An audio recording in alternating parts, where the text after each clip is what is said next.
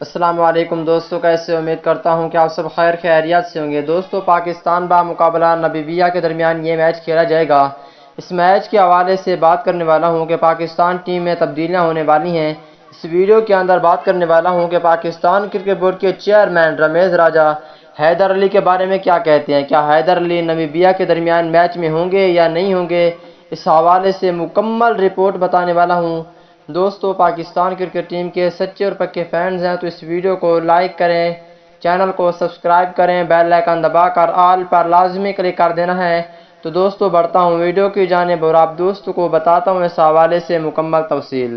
دوستو، جیسا کہ آپ کو معلوم ہے کہ پاکستان کرکٹ ٹیم پہلا ٹی20 میچ انڈیا سے کھیلی تھی، وہ جیت گئی تھی ٹی20 ورلڈ کپ 2021 کا، جبکہ دوسرا میچ نیوزی لینڈ کے خلاف کھیلی تھی، وہ بھی جیت گئی تھی، جبکہ تیسرا میچ افغانستان کے خلاف اور چوتھا میچ کھیلا جانا ہے نمیبیا کے درمیان۔ دوستو، اس میچ کے حوالے سے بات کرنے والا ہوں کہ پاکستان کرکٹ بورڈ کے چیئرمین رمیز راجہ کیا کہتے ہیں۔